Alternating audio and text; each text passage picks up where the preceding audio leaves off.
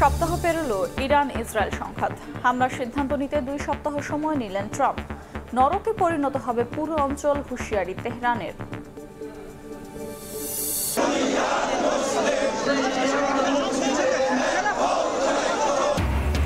Israeli আগ্রাসনের প্রতিবাদে ক্ষোভে ফুঁসছে বাংলাদেশও। সংঘাত বন্ধে বিশ্বের বিভিন্ন দেশে বিক্ষোভ। দখলদার বাহিনীকে মার্কিন সহায়তা বন্ধের দাবি। বাংলাদেশের কাঁধে 13 লাখ রোহিঙ্গার বোঝা, এখনো আসছেন অনেকে। প্রত্যাবাসন নিয়ে অনিশ্চয়তা। সংকট নিরসন না হলে আঞ্চলিক নিরাপত্তার জন্য হুমকি, জাতিসংঘের পররাষ্ট্র উপদেষ্টা। সূচনা ফাউন্ডেশনের নামে 400 কোটি টাকা আত্মসাৎ পুতুলের, মিলেছে সন্দেহজনক লেনদেনের প্রমাণও। অর্থ লুটে সাবেক মন্ত্রী, এমপি, আমলা সহ 25 জনের দায় খুঁজে পেয়েছে দুদক।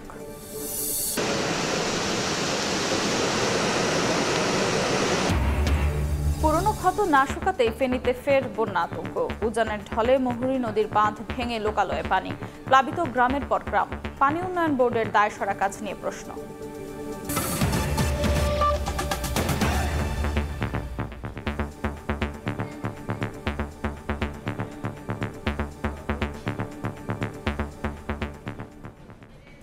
সময় সংবাদের সঙ্গে আছি আমি আফরোজা মৌটুসী।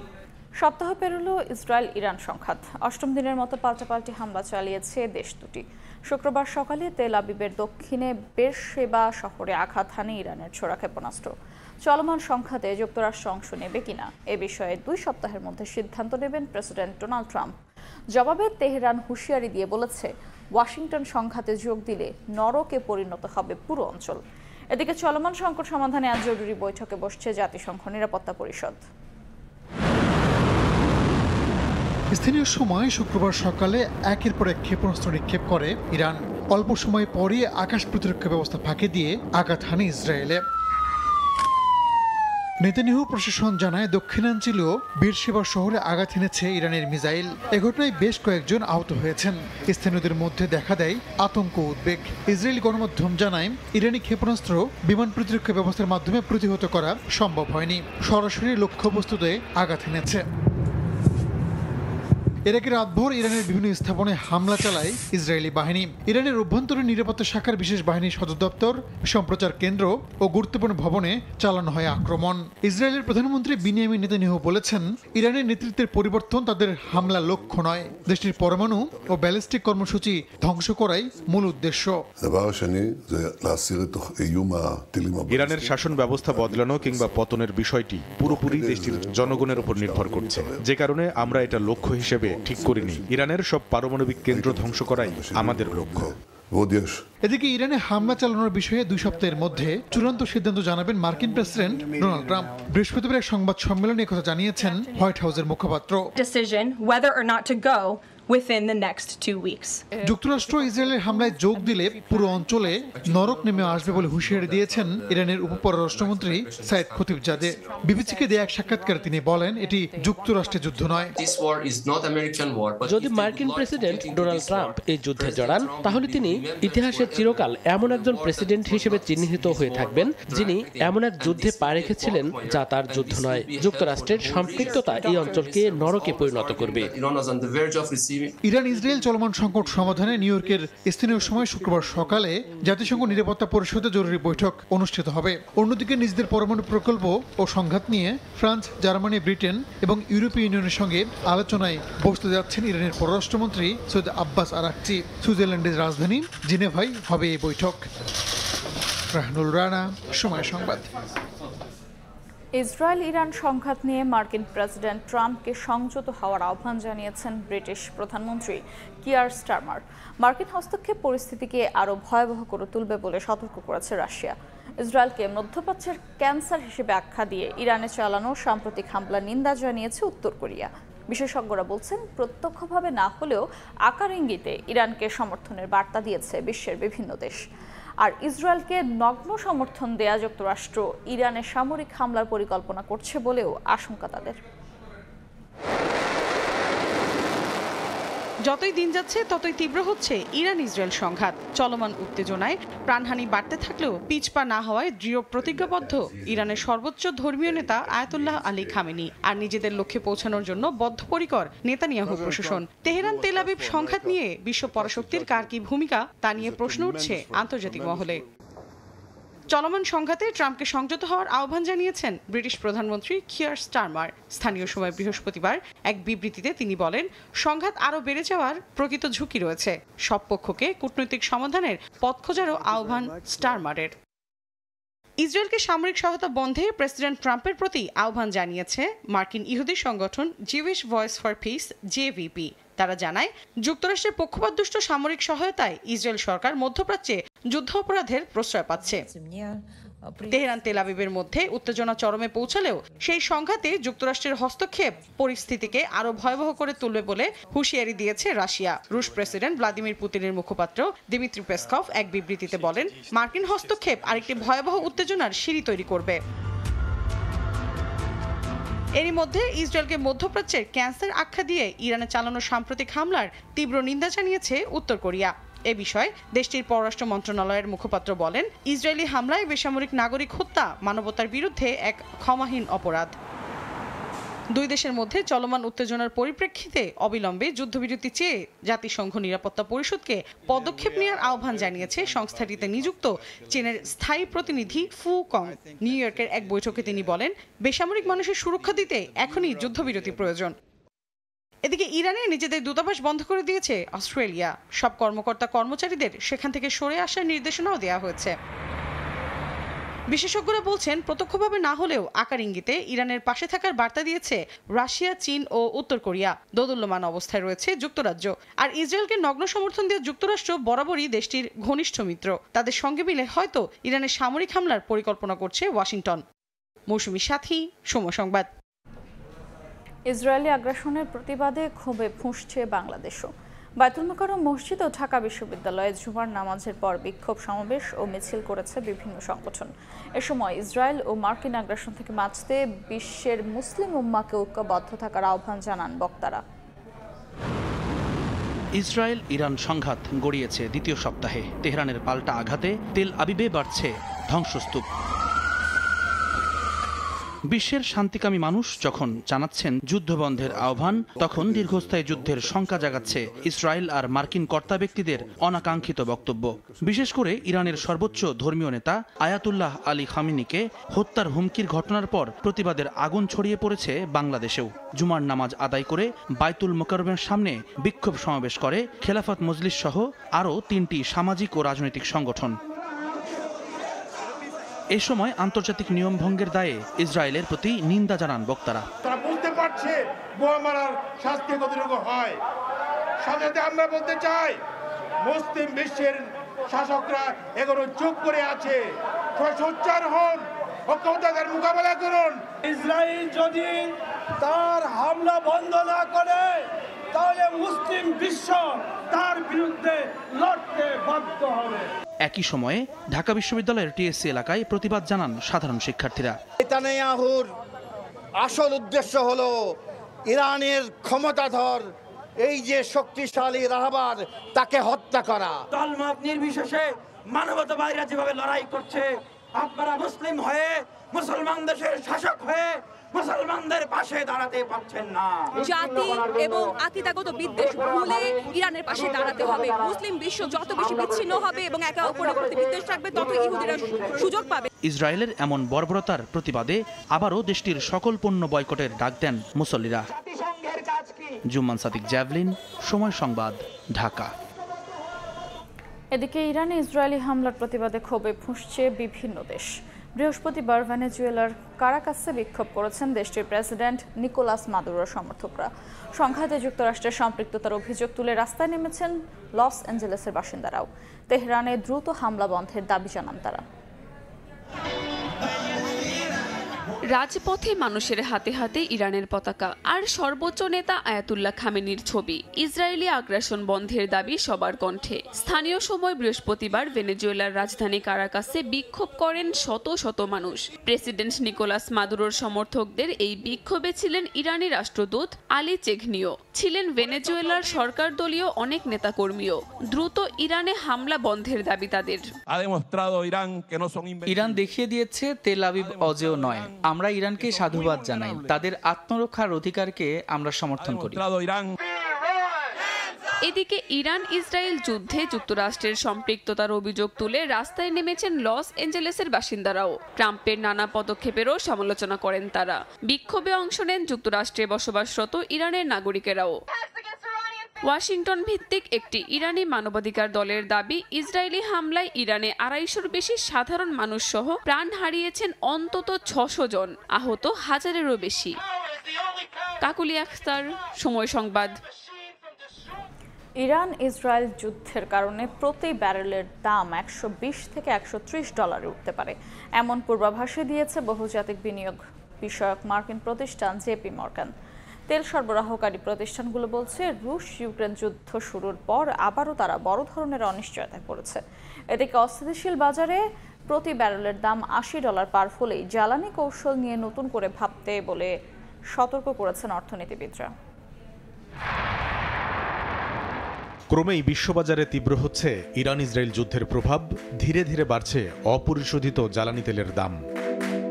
ব্রিটিশ বার্তা সংস্থা রয়টার্স জানিয়েছে, বৃহস্পতিবার প্রায় 3% বেড়ে প্রতি ব্যারেল অপরিশোধিত জ্বালানি তেল ব্রেন্ট ক্রুডের দাম উঠেছিল $78.85, যা গেল 22 জানুয়ারির পর সর্বোচ্চ। ইরান ইসরায়েল যুদ্ধে মার্কিন যুক্তরাষ্ট্র সরাসরি জড়াবে কিনা সেই প্রশ্ন 2 সপ্তাহের জন্য ট্রাম্প জিইয়ে রাখায় জ্বালানি তেলের বিশ্ববাজারে নতুন করে দেখা দিয়েছে অস্থিরতা। বিশ্বের বড় বড় তেল সরবরাহ কোম্পানিগুলো বলছে, 2022 সালে রুশ ইউক্রেন যুদ্ধ শুরুর পর আবারও বড় ধরনের কোনো অনিশ্চয়তার মুখে পড়েছেন তারা। অর্থনীতিবিদরা বলছেন, প্রতি ব্যারেল অপরিশোধিত জ্বালানি তেলের দাম $80 পার হলেই জ্বালানি কৌশল নিয়ে নতুন করে ভাবতে হবে। এই পর্যন্ত কিন্তু তেলের বাজারে যেই প্রভাবটা আমরা দেখেছি সেটা কিন্তু অত বড় মাত্রার প্রভাব না। 1 বছর আগের দামের সাথে তুলনা করেন তাহলেও কিন্তু এখন $15 থেকে $20 কম আছে তেলের দাম। তো সেই হিসাবে এই পর্যন্ত তেমন মোটা দাগে কোনো প্রভাব আমরা দেখিনি। আমি বলবো 80-র উপরে গেলেই উদ্বেগের জায়গা তৈরি হবে। এদের যে 80-র নিচে থাকে, এখন যেখানে আছে মানে কাছাকাছি যাচ্ছে, এখানে উদ্বেগটা বেড়ে যাচ্ছে এবং এখানে আবার গতকালকে যুক্তরাষ্ট্রের যে অবস্থানটা, এটা উদ্বেগটা আরো বাড়িয়ে দিয়েছে। এদিকে বহুজাতিক বিনিয়োগ বিষয়ক মার্কিন প্রতিষ্ঠান জেপি মর্গান বলছে, ইরান ইসরায়েল যুদ্ধের কারণে হরমুজ প্রণালী দিয়ে পরিবহন বাধাগ্রস্ত হলে প্রতি ব্যারেল অপরিশোধিত জ্বালানি তেলের দাম $120 থেকে $130 উঠে যেতে পারে। কামরুল হাসান সবুজ, সময় সংবাদ। বাংলাদেশের কাঁধে এখন 13 লাখ রোহিঙ্গার বোঝা, নতুন করে আসছেন আরও অনেকেই। ফলে প্রত্যাবাসন নিয়ে অনিশ্চয়তা কাটছে না, কেননা 8 বছরে একজন কেউ ফেরত নেয়নি মিয়ানমার। শরণার্থী ত্রাণ ও প্রত্যাবাসন কমিশনারের আশঙ্কা, দ্রুত সংকট নিরসন না হলে পরিস্থিতি ভয়াবহ হতে পারে। বিশ্ব শরণার্থী দিবসে রোহিঙ্গা ক্যাম্পের বিস্তারিত জানব সুজাউদ্দিন রুবেলের রিপোর্টে। বিশ্বের সর্ববৃহৎ আশ্রয় শিবির কক্সবাজার, যেখানে আশ্রয় নিয়েছেন 13 লাখ রোহিঙ্গা। এর মাঝেও প্রতিনিয়ত বাড়ছে নতুন করে আসা রোহিঙ্গার সংখ্যা। রাখাইনে আরকান আর্মির হামলার জেরে যেমন রোহিঙ্গারা নতুন করে বাংলাদেশে পালিয়ে আসছে, অন্যদিকে ভারত থেকেও আসছে রোহিঙ্গারা।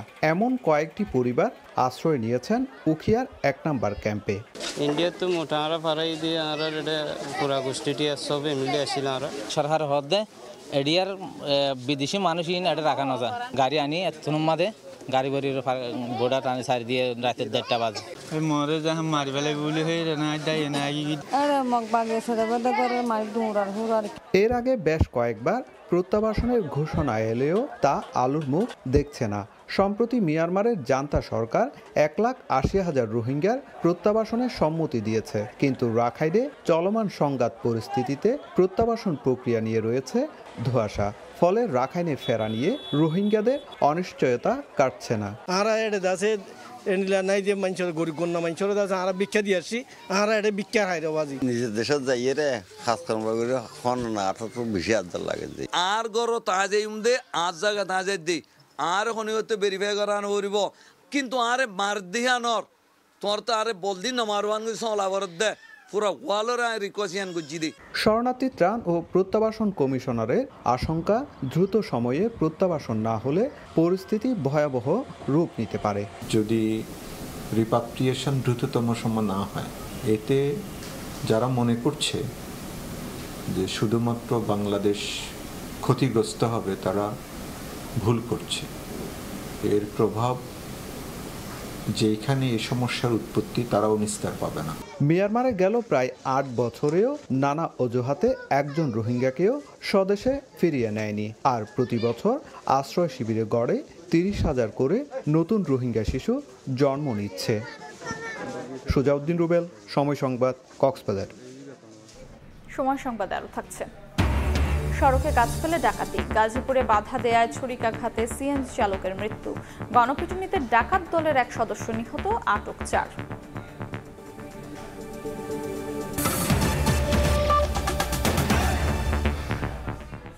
রোহিঙ্গা সমস্যার টেকসই সমাধান না হলে দ্রুতই এই সংকট আঞ্চলিক নিরাপত্তার জন্য গুরুতর হুমকির কারণ হতে পারে বলে আশঙ্কা প্রকাশ করেছেন পররাষ্ট্র উপদেষ্টা মোহাম্মদ তৌহিদ হোসেন। বৃহস্পতিবার জাতিসংঘের নিরাপত্তা পরিষদে এক আলোচনায় সভায় তিনি একথা বলেন। বাস্তুচ্যুত এই জনগোষ্ঠীকে পূর্ণ নিরাপত্তা ও অধিকার দিয়ে প্রত্যাবাসনের জন্য কার্যকর পদক্ষেপ নিতে আন্তর্জাতিক সম্প্রদায়ের প্রতি আহ্বান জানান পররাষ্ট্র উপদেষ্টা। For over 8 years, Bangladesh has been hosting 1.2 million Rohingya refugees who fled from their own country, Myanmar, due to persecution by the military regime.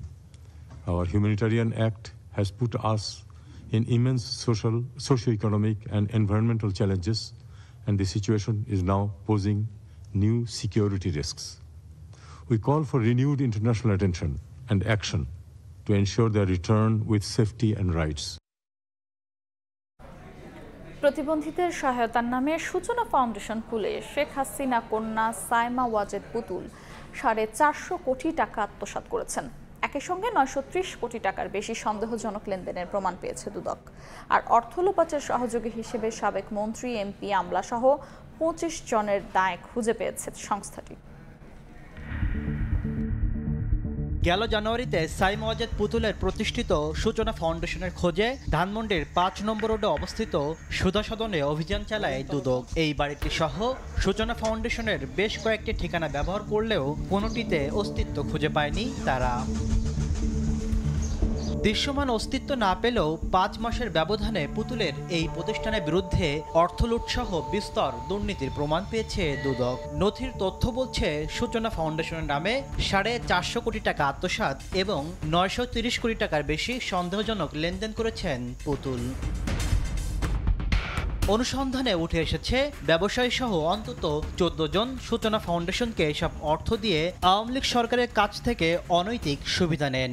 এছাড়া কর্মকূপ সহ নানা অনিয়মের ঘটনায় সাবেক অর্থমন্ত্রী মোস্তফা কামাল সহ 25 জনের দায় খুঁজে পেয়েছে দুদক, যার ভিত্তিতে মামলার সুপারিশ করে প্রতিবেদন জমা দিয়েছে অনুসন্ধানকারী দল। দুদক চেয়ারম্যান বলছেন, কর্মকূপ বিভিন্ন প্রতিষ্ঠান থেকে অর্থ গ্রহণ সহ নানা অনিয়মের বিষয় আমলে নেওয়া হচ্ছে। ফাউন্ডেশনের আসলে ফিজিক্যাল অস্তিত্বই আমরা পাইনি। এই প্রতিষ্ঠানকে সিএসআর কিংবা অন্য কোনো নামে প্রচুর টাকা দিয়েছে এবং সেই টাকাগুলির জন্য যে প্রদেয় কর ছিল সেই করও প্রদান করা হয়নি। তাহলে এখানে দেখেন আপনার দ্বিবিধ অপরাধ, সেই অপরাধগুলি নিশ্চয়ই আমরা আমাদের আমলে আনবো। বিশেষজ্ঞরা বলছেন, মায়ের প্রভাব খাটিয়েই এইসব অনিয়ম দুর্নীতি করেছেন পুতুল। তদন্তে বিষয়গুলো আমলে নেওয়ার আহ্বান। তার মা প্রধানমন্ত্রী ছিলেন, তার মায়ের প্রভাবে অন্যরা কাজ করেছে। এখন যে তদন্ত চলছে, এই তদন্তেও এই বিস্তারিত বিষয়গুলো উঠিয়ে আনা যায়। বিশ্ব স্বাস্থ্য সংস্থার আঞ্চলিক পরিচালকের পদ বাগাতে সিভিতে বাংলাদেশ মেডিকেল বিশ্ববিদ্যালয়ের শিক্ষকতার মিথ্যা তথ্য দেওয়ায় গেল মার্চে পুতুলের বিরুদ্ধে মামলা করে দুদক। তাসলিম তৌহিদ, সময় সংবাদ, ঢাকা। ভারত থেকে তারেক রহমানকে নিয়েও প্রোপাগান্ডা ছড়ানো হচ্ছে বলে অভিযোগ করেছেন বিএনপির সিনিয়র যুগ্ম মহাসচিব রুহুল কবির রিজভী। দুপুরে পাবনার চাটমোহরে প্রবীণ বিএনপি নেতা আবু তাহেরকে দেখতে গিয়ে সাংবাদিকদের কথা বলেন তিনি।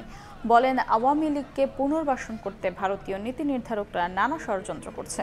পরে চিকিৎসার জন্য আবু তাহেরের হাতে আর্থিক অনুদান তুলে দেন রিজভী। কি এক কারণে তার চাকরি হওয়ার কথা ছিল সেটা হয়নি, কোথায় শহরে চিকিৎসা করেছেন আমাদের।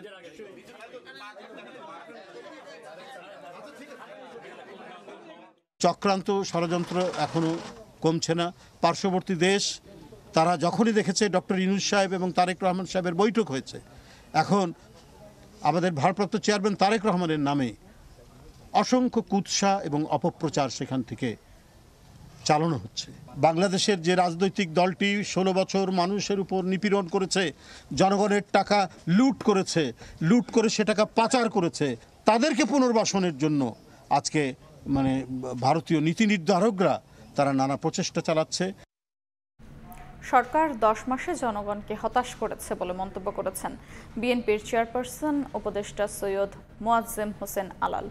সকালে জাতীয় প্রেস ক্লাবে যুব সমাবেশে এই মন্তব্য করেন তিনি। বলেন, বিএনপি জনগণের জন্যই নির্বাচনের কথা বলে, কেউ কেউ নির্বাচনের কথা বললে রাগ করেন। উল্লেখ করে বিএনপি নেতা বলেন, ভোটের অধিকার প্রতিষ্ঠার জন্য এটি জরুরি। সরকার আওয়ামী দোসরদের পুনর্বাসনের চেষ্টা করছে অভিযোগ তুলে আলাল বলেন, প্রশাসনের বিভিন্ন পর্যায় থেকে ফ্যাসিবাদের দোসরদের অপসারণ না করলে বিএনপি তাদের তালিকা প্রকাশ করবে।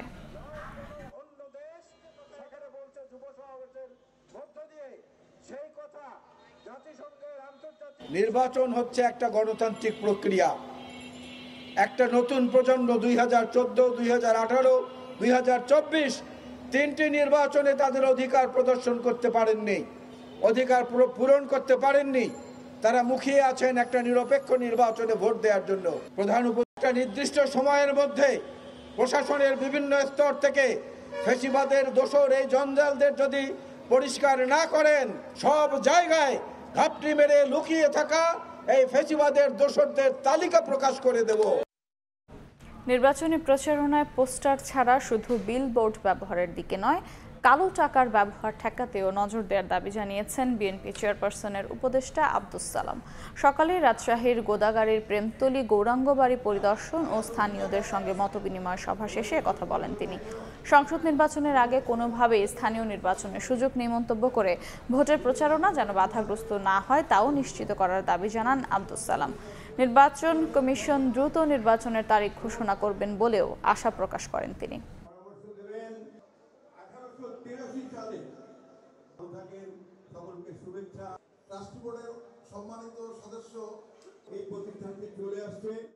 পার্টির ভারপ্রাপ্ত চেয়ারম্যান দেশনায়ক তারেক রহমান সাহেবের সাথে বর্তমান ইন্টেরিয়াম গভর্নমেন্টের প্রধান ওনার সাথে বৈঠক হয়েছে এবং এই বৈঠকেই সিদ্ধান্ত হয়েছে। কাজে এর বাইরে আমাদের আর এখন কোনো অবস্থান নেই। আমরা বিশ্বাস করি যে এই সরকার অতি দ্রুত যে সংস্কার করার সেটা করে এবং বিচারের যেটা ব্যবস্থা আছে সেটা শুরু করবেন। অলরেডি একটা বিচার শুরু হয়েছে আর ইতিমধ্যেই নির্বাচনী শিডিউল তিনি অ্যানাউন্স করবেন, যেটা অলরেডি তিনি বলেছেন যে নির্বাচন কমিশনকে নির্দেশ দিয়েছেন।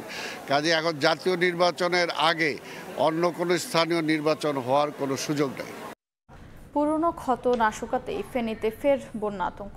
উজানের ঢলে মুহুরী নদীর বাঁধ ভেঙে লোকালয়ে ঢুকছে পানি, ডুবছে গ্রামের পর গ্রাম, ভেসে গেছে পুকুরের মাছ। স্থানীয়রা বলছেন, নকশা অনুযায়ী কাজ না হওয়ায় বাঁধটি আশীর্বাদ না হয়ে পরিণত হয়েছে অভিশাপে। পানি উন্নয়ন বোর্ড বলছে, স্থায়ী সমাধানে প্রায় 750 কোটি টাকা ব্যয়ে মুহুরী বাঁধ পুনর্নির্মাণে একটি প্রকল্প অনুমোদনের অপেক্ষায় রয়েছে। জুলহাস তালুকদারের ক্যামেরায় আতিয়া সজলের রিপোর্ট।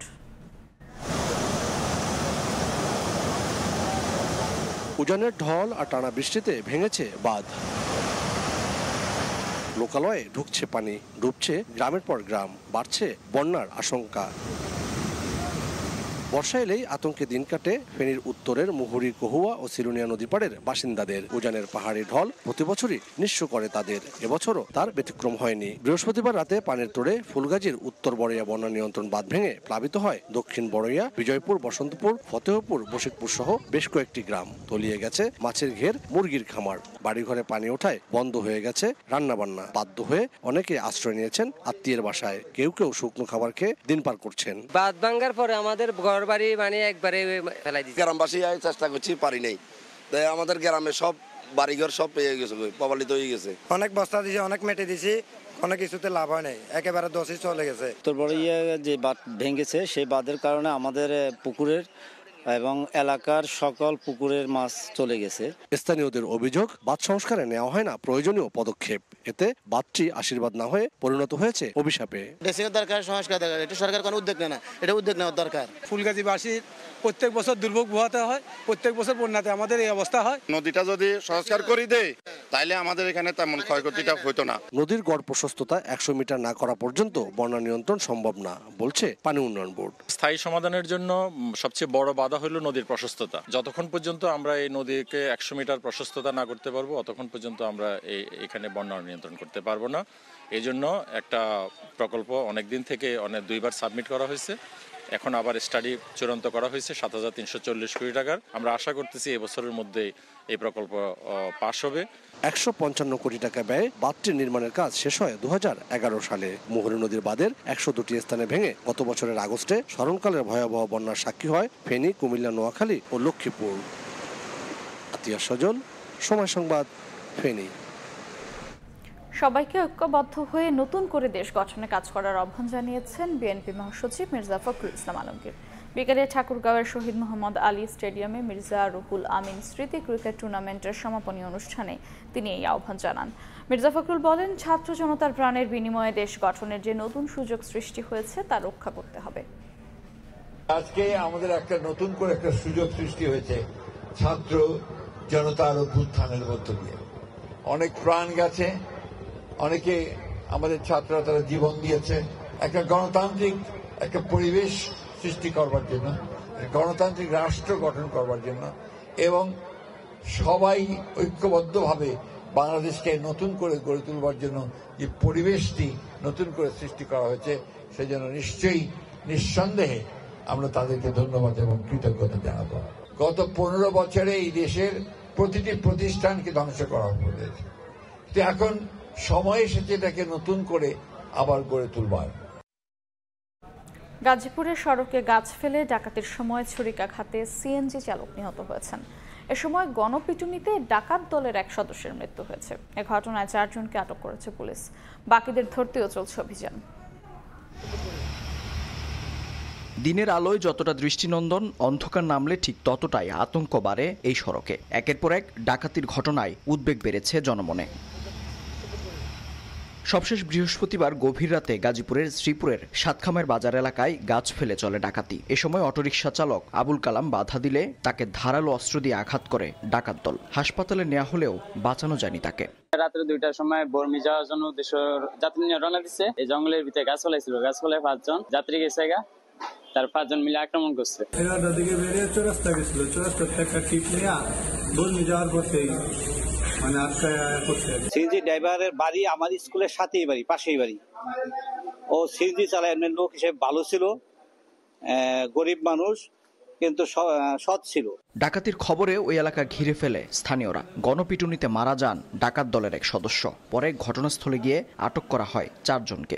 তাদের ডাক চিৎকার দেয়, আশেপাশের লোকজন ঘটনাস্থলের দিকে রওনা করে। সেই ক্ষেত্রে যে গাড়িগুলি অ্যাটাক করে, এই গাড়ির ভিতরে অজ্ঞাতনামা যে কোনো একটি গাড়ি তারা দিক ছোটাছুটি করে। এই ছোটাছুটিতে একজন অজ্ঞাত ডাকাত সে দুর্ঘটনায় আক্রান্ত হয়। সড়কে সিসিটিভি ক্যামেরা স্থাপনের পাশাপাশি নিরাপত্তা জোরদারের দাবি এলাকাবাসীর। মেহেদী হাসান, সময় সংবাদ, গাজীপুর। আবারও অস্থির রাজধানীর চালের বাজার। 2-3 দিনে কেজিতে বেড়েছে 4 থেকে 9 টাকা। বিক্রেতারা বলছেন, মিল মালিকরা দাম বাড়িয়ে দেয়ায় বেশিতে বিক্রি করতে বাধ্য হচ্ছেন তারা। এদিকে সপ্তাহ ব্যবধানে 40 টাকা কেজির কাঁচা মরিচের দাম ঠেকেছে 100-তে। স্বস্তি নেই মুরগির দামেও। সংকুচিত আয়ের মধ্যে উচ্চ মূল্যস্ফীতির চাপে যেখানে নিত্যপণ্যের বাজার হিসাব মেলাতে হিমশিম খান ভোক্তারা, তখন আবার হঠাৎ করে দাম বেড়ে গেলে বিপাকে পড়তে হয় তাদের। এই যেমন সাপ্তাহিক ছুটির দিন শুক্রবার সকালে রাজধানীর কারওয়ান বাজারে এসে ভোক্তারা জানালেন, কেজিতে 9 টাকা পর্যন্ত বেড়ে গেছে 1 কেজি চালের দাম, যা চাপে ফেলেছে পরিবারের চাহিদা মেটানোর সামর্থ্যকে। রাতারাতি 300 টাকা বস্তা কিভাবে বাড়তি হওয়া সম্ভব? আগের দিন চাল নিচ্ছে আমি মনে করেন 3600 টাকা বস্তা, পরের দিন এসে দেখে 3900 টাকা বস্তা। কেন চালের দাম বাড়লো এমন প্রশ্নে বিক্রেতারা জানান, মিল গেটে দাম বাড়ায় বেশি দামেই বিক্রি করতে বাধ্য হচ্ছেন তারা। মিল মালিকদের সাথে কথা বলছে, ওনারা এক কথায় ভাই চালের দাম বাড়ছে, সামনে বলতেছে আরো নাকি বাড়তে হবে। গত সপ্তাহে যে মিনিকেটটা আপনার 71 টাকা ছিল, মিনিকেট এখন দেখেন 78 টাকা হয়ে গেছে। মিল মালিক বলছে যে ধানের দাম বেশি, তার জন্য চালের দামটা একটু বেশি। চালের বাজার থেকে বের হয়ে সবজির বাজারে গিয়েও স্বস্তির কোনো বার্তা পাচ্ছেন না ক্রেতারা, কারণ সপ্তাহ ব্যবধানে বেশিরভাগ সবজির দাম বেড়েছে কেজিতে 10 থেকে 20 টাকা, আর 40 টাকা কেজি দরের কাঁচামরিচের দাম ঠেকেছে 100-তে। সবজির বাজারটা একটু বেশি চড়া, বৃষ্টি হয়েছে তা তো সবজি নষ্ট হয়েছে। কাঁচামরিচের দাম বেড়ে গেছে, গত সপ্তাহে কিনছি 40 টাকা কেজি, 45 টাকা কেজি, আজকে 80 টাকা 100 টাকা কেজি। কালকে বেচছি আমরা 60 টাকা কেজি, এখন বেচতেছি 100 টাকা কেজি। এদিকে অনেক খামার বন্ধ হয়ে পড়ার প্রভাব বাজারে পড়েছে বলে জানান মুরগি বিক্রেতারা। এক সপ্তাহে কেজিতে 60 টাকা পর্যন্ত বেড়েছে সোনালী মুরগির দাম, ব্রয়লারের বেড়েছে 10 টাকা। সোনালী মুরগিরা বিক্রি করতেছে আজকে 320 টাকা, ব্রয়লার মুরগি বিক্রি করতেছে 160 টাকা, 250 থেকে এখন 300 টাকা কেজি, সেক্ষেত্রে একটু কম কিনতে হয়েছে। অনেক খামারে আমরা বন্ধ হয়ে গেছে, 20 টাকা 30 টাকা এরা লস দিয়ে বেচছে। ফ্যামিলির জন্য সবার জন্য 320 টাকা দিয়ে পার কেজি মানে সোনালী মুরগি কেনা এটা আসলেই বেশি। দামের এমন বহুমুখী চাপের মধ্যেও খানিকটা স্বস্তির বার্তা দিচ্ছেন মশলা সহ মুদিখানার বিক্রেতারা। মশলার দামটা এখন আগের তুলনায় অনেক অংশ কম। অন্তরা সেন, সময় সংবাদ, ঢাকা। যতবার খুশি ততবার নয়, শুল্ক দিয়ে বিদেশ থেকে বছরে মাত্র একবার একটি স্বর্ণের বার আনতে পারবেন জল ও আকাশপথের যাত্রীরা। বিনা শুল্কে 100 গ্রাম স্বর্ণালঙ্কার আনার সুযোগ পাবেন বছরে একবারই। এমন বিধান রেখে পরিবর্তন আনা হয়েছে ব্যাগেজ রুলস বিধিমালায়। অর্থনীতিবিদদের শঙ্কা, মূল্যবান ধাতুটির চাহিদা যোগানের হেরফেরে বেড়ে যেতে পারে চোরাচালান। অন্তরা সেনের আরও একটি রিপোর্ট। অলংকার হিসেবে প্রাচীনকাল থেকেই নিজের কদর ধরে রেখেছে মূল্যবান ধাতু স্বর্ণ, আর নিরাপদ বিনিয়োগের মাধ্যম হওয়ায় বর্তমানে বাড়ছে এর দাম ও চাহিদা। উচ্চ মূল্যের কারণে দেশের স্বর্ণ ব্যবসায় পড়েছে মন্দাভাব। স্বর্ণের বাজারে ব্যবসা খুবই ধস নেমে গেছে, যে হারে দাম বাড়ছে। শখের বসে যারা কেনাকাটা করতো ওই কেনাকাটাটা একটু কমে গেছে আগের তুলনায়। এখন গোল্ডটা একটা অভিজাত শ্রেণীর জন্য নির্ধারিত হয়ে গেছে। সব শ্রেণীর জন্য হলে আমাদের ব্যবসাও ভালো থাকতো, সব শ্রেণীর মানুষ কিনতে পারত। বাংলাদেশে এই মূল্যবান ধাতুর চাহিদা কত? সঠিক কোনো তথ্য না থাকলেও ব্যবসায়ীদের দাবি বছরে প্রায় 20 থেকে 40 মেট্রিক টনের চাহিদা রয়েছে স্বর্ণবাজারে। এই চাহিদার 10% পূরণ হয় পুরানো অলংকার বিনিময়ের মাধ্যমে। বাকিটুকু মেটাতে বিমান যাত্রীদের মাধ্যমে আসা স্বর্ণই একমাত্র ভরসা, কারণ অনুমতি দেওয়ার পরও নানা জটিলতায় মূল্যবান এই ধাতুর আমদানি করেন না তারা। এবার ব্যাগেজ রুলসে কড়াকড়ি আরোপ করেছে সরকার। নতুন বিধিমালায় আকাশপথে বছরে মাত্র একবার কোনো যাত্রী 50,000 শুল্ক দিয়ে 117 গ্রাম বা 10 ভরি ওজনের স্বর্ণের বার আনতে পারবেন। আগে 40,000 টাকা শুল্ক দিয়ে আনতে পারতেন যতবার খুশি ততবার। 2023 সালের জুলাইয়ের আগে 20,000 টাকা শুল্ক দিয়ে প্রতিবারে আনা যেত 2টি বার বা 234 গ্রাম ওজনের স্বর্ণ।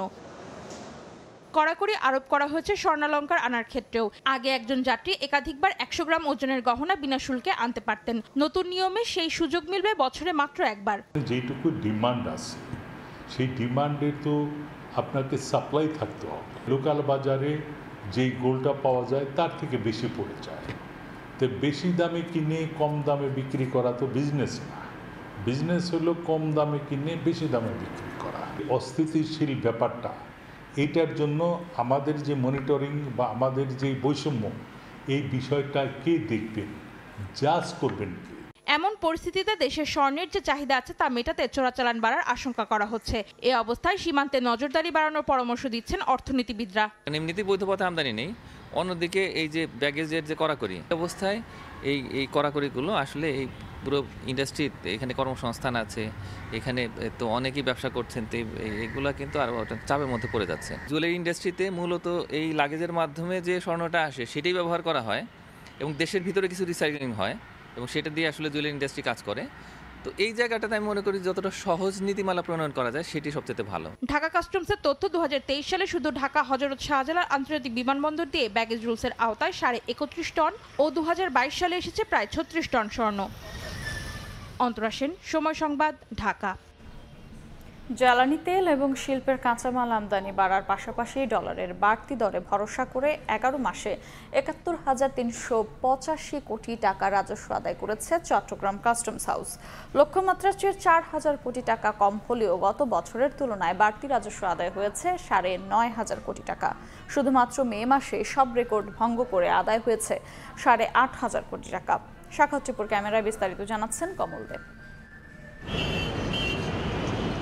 রাজনৈতিক অস্থিরতার পাশাপাশি প্রাকৃতিক দুর্যোগে অর্থ বছরের শুরুতে রাজস্ব আদায়ে ধুঁকতে থাকা চট্টগ্রাম কাস্টম হাউস শেষ পর্যন্ত ঘুরে দাঁড়িয়েছে। মে মাস পর্যন্ত ৭৫,৮৬১ কোটি টাকার বিপরীতে আদায় হয়েছে ৭১,৩৮৫ কোটি টাকা।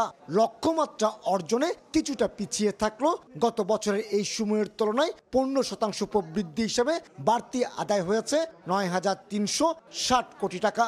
শুধু মে মাসে আদায় হয়েছে রেকর্ড ৮,৫৬৬ কোটি টাকা। বিগত বছরে আমাদের এই প্রথম 11 মাসে আদায় ছিল ৬২,০০০ কোটি টাকা, সেই হিসেবে আমরা ৯,৩০০ কোটি টাকা আদায় করতে পেরেছি এবং এটা যদি আমরা পার্সেন্টেজ হিসাবে দেখি এটা ১৫%-এর বেশি আমাদের প্রবৃদ্ধি আছে বিগত বছরের তুলনায়। ব্যবসায়ীদের দাবি ডলার সংকটের কারণে অর্থ বছরের শুরুর কয়েক মাস এলসি খোলা যেমন বিপত্তি ছিল, তেমনি নানা জটিলতায় আমদানি পণ্য ছাড় করাতেও পোহাতে হয়েছে ভোগান্তি। তবে সম্প্রতি হাই স্পিড ডিজেল থেকে ৬১৯ কোটি, ফার্নেস অয়েলে ৫১৫ কোটি, ক্রুড অয়েল থেকে ৩০২ কোটি, সিমেন্ট ক্লিংকার থেকে ১৬৭ কোটি, কয়লা থেকে ১৫৪ কোটি টাকা রাজস্ব আদায় হয়েছে। এমনকি আমদানি করা ফল থেকে আদায় হয়েছে ১৭০ কোটি টাকা। প্রবৃদ্ধি হয়েছে আমাদের কাস্টমস রেভিনিউ এবং ট্যাক্সেও প্রবৃদ্ধি এসেছে, কারণ স্থিতিশীলতার কারণ। জ্বালানি, খাদ্যদ্রব্য, শস্য এটা বিগত সময় হচ্ছে অনেক বেশি আমদানি হয়েছে। এই আমদানির কারণে আমাদের যে রাজস্ব আহরণ এটাই বৃদ্ধি পাওয়ার একমাত্র বড় অবলম্বন এটাই। চট্টগ্রাম কাস্টম হাউসের রাজস্ব আদায়ে গুরুত্বপূর্ণ ভূমিকা রেখেছে চট্টগ্রাম বন্দর। বিশেষ করে নানা সংকটের মাঝেও চলতি অর্থ বছরে বন্দর জাহাজ বেড়ার পাশাপাশি কন্টেনার এবং কার্গো পণ্য হ্যান্ডেলিংয়ে রেকর্ড হয়েছে। আর তাতেই বাড়তি রাজস্ব আদায়ের সুযোগ হয়েছে চট্টগ্রাম কাস্টম হাউসের, বলছেন বন্দর কর্মকর্তারা। আগামী যে কয়টা দিন অর্থ বছরে বাকি আছে সেই কয়দিনেও আমরা যদি একটা প্রেক্ষাপট বিবেচনা করি, আশা করছি যে চলমান ধারা আছে সেই চলমান ধারা অব্যাহত থাকবে। ২০২৩-২৪ অর্থ বছরে ৬৮,৮৬৬ কোটি টাকা আদায় হয়। ২০২৪-২৫ অর্থ বছরে লক্ষ্যমাত্রা নির্ধারণ করা হয়েছে ৮০,৪০২ কোটি টাকা। বছরে ৭০,০০০ কোটি টাকার বেশি রাজস্ব আদায় করে জাতীয় অর্থনৈতিক অগ্রগতিতে গুরুত্বপূর্ণ ভূমিকা রেখে যাচ্ছে চট্টগ্রাম বন্দর এবং এই custom house. Chittagong custom house থেকে কমল দে, সময় সংবাদ। নওগাঁ থানার ভেতর থেকে লকার ভেঙে ২০২৫ সালের এইচএসসি পরীক্ষার প্রশ্ন চুরির ঘটনা ঘটেছে। মঙ্গলবার ধামইরহাট থানার ভেতরের কয়েকটি ছবি ছড়িয়ে পড়ে। এতে দেখা যায় রাজশাহী শিক্ষা বোর্ডের সিল করা এক বক্স তালা ভাঙা অবস্থায় পড়ে আছে। তার পাশে ইসলামের ইতিহাস বিষয়ের প্রশ্ন ছড়িয়ে ছিটিয়ে আছে। এ ঘটনার কথা স্বীকার করে জেলা প্রশাসক জানান, থানা হেফাজতে থাকা প্রশ্ন কিভাবে চুরি হলো তা অনুসন্ধানে ৩ সদস্যের তদন্ত কমিটি গঠন করা হয়েছে। শনিবার শিক্ষা বোর্ডের কর্মকর্তাদের ঘটনাস্থল পরিদর্শনের কথা রয়েছে।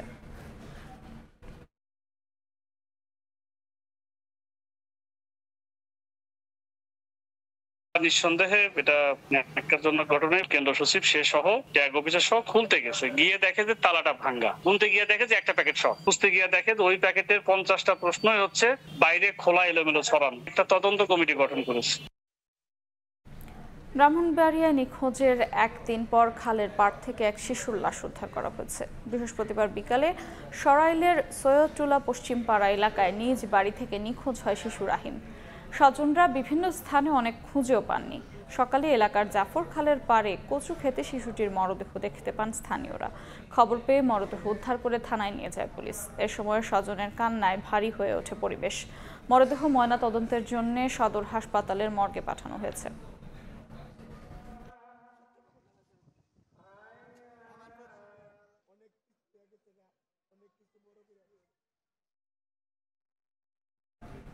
বরগুনায় গত ২৪ ঘন্টায় নতুন করে আরও ৮৩ জন ডেঙ্গু রোগী শনাক্ত হয়েছে। চলতি মৌসুমে জেলায় মোট আক্রান্তের সংখ্যা দাঁড়ালো ২,১৮৮ জনে। বরগুনায় ডেঙ্গু আক্রান্তের সংখ্যা দিন দিনই বেড়েই চলেছে। নতুন ৮৩ জনের মধ্যে পাথরঘাটা উপজেলায় শনাক্ত হয়েছেন ৫ জন।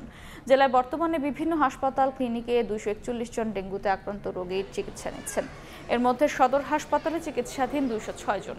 রোগীর অতিরিক্ত চাপ সামলাতে হিমশিম অবস্থা হাসপাতাল কর্তৃপক্ষের। চিকিৎসকরা বলছেন, সচেতনতা বৃদ্ধির পাশাপাশি পরিষ্কার পরিচ্ছন্নতা অভিযান এবং মশক নিধন কার্যক্রম পরিচালনা না করা হলে ডেঙ্গু আক্রান্ত রোগী নিয়ন্ত্রণে আনা সম্ভব নয়।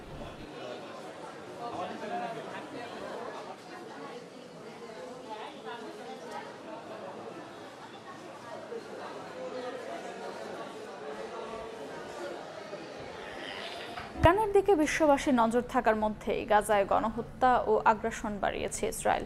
গেল ২৪ ঘন্টায় ইসরায়েলি হামলায় আরও ৬৯ ফিলিস্তিনি নিহত হয়েছেন, আহত হয়েছেন ২২১ জন।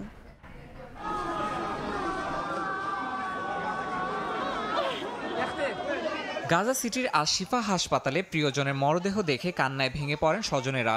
ইসরায়েলি বিমান হামলায় যারা প্রাণ হারিয়েছেন তাদের অনেকেই ছিলেন বাস্তুচ্যুত নারী ও শিশু। হাসপাতালে বিলাপ করতে থাকেন স্বজনহারা মানুষ। হতাহতের সংখ্যা বাড়তে থাকায় সংকটে পড়েছে হাসপাতালের চিকিৎসা ব্যবস্থাও।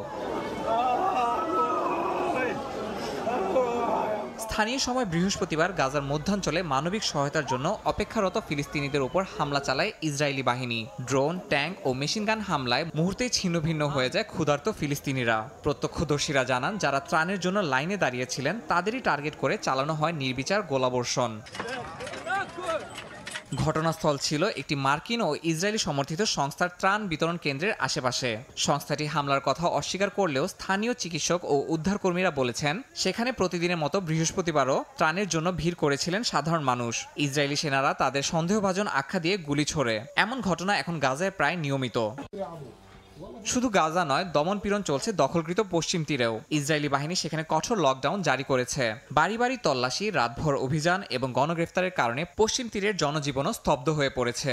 মানবাধিকার সংস্থাগুলো বলছে, আন্তর্জাতিক মনোযোগ ইরানের দিকে সরে যাওয়ায় ফিলিস্তিনের দমনপীড়নের মাত্রা বাড়িয়ে দিয়েছে ইসরায়েল। এদিকে গাজায় শিশু অপুষ্টি ভয়াবহ রূপ নিয়েছে। ইউনিসেফ বলছে ২০২৫ সালের শুরু থেকে প্রতিদিন গড়ে ১১২ শিশু অপুষ্টি আছে। মে মাসেই শনাক্ত হয়েছে ৫,০০০-এর বেশি রোগা শিশুর নাম। নিরাপদ পানি, চিকিৎসা ও পর্যাপ্ত খাবারের অভাবে এই শিশুরা মারাত্মক ঝুঁকিতে রয়েছে। ইয়াসিন মোহাম্মদ জিসান, সময় সংবাদ। বল ইন্টারন্যাশনাল ক্রিকেট স্টেডিয়ামে আছেন রিপোর্টার তারেক হাসান শিমুল। সবশেষ খবর জানতে সরাসরি যাচ্ছি তার কাছে।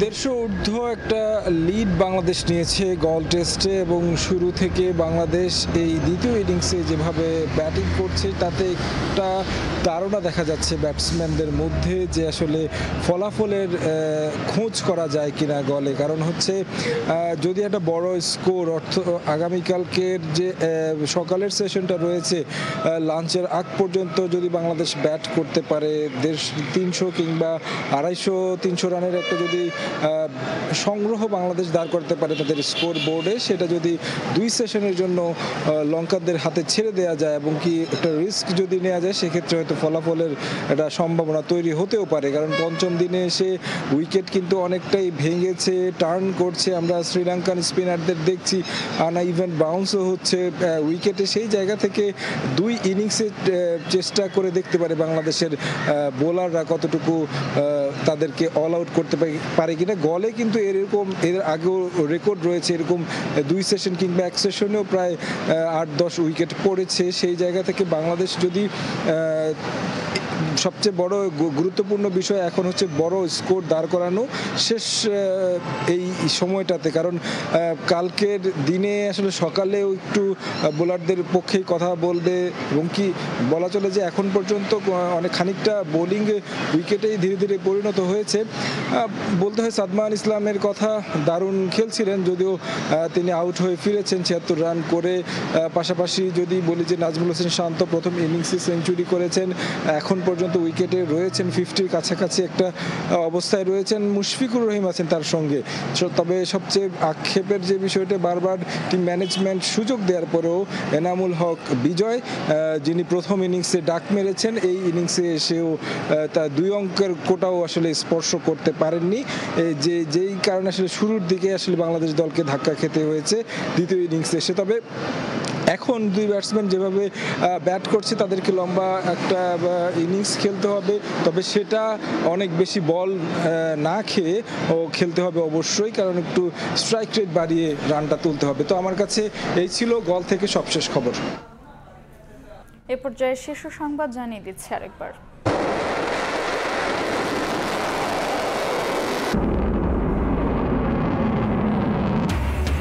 সপ্তাহ পেরোল ইরান ইসরায়েল সংঘাত। হামলার সিদ্ধান্ত নিতে ২ সপ্তাহ সময় নিলেন ট্রাম্প। নরকে পরিণত হবে পুরো অঞ্চল, হুঁশিয়ারি তেহরানের। আগ্রাসনের প্রতিবাদে দেশে দেশে বিক্ষোভ। বাংলাদেশের কাঁধে ১৩ লাখ রোহিঙ্গার বোঝা আসছে এখনো। প্রত্যাবাসন নিয়ে অনিশ্চয়তা, সংকট নিরসন না হলে আঞ্চলিক নিরাপত্তার জন্য হুমকি, জাতিসংঘে পররাষ্ট্র উপদেষ্টা।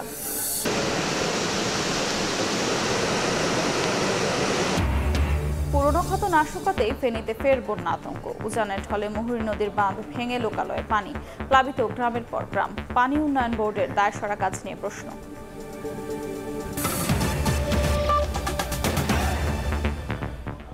এই ছিল সময় সংবাদে, সঙ্গেই থাকুন সময়ের।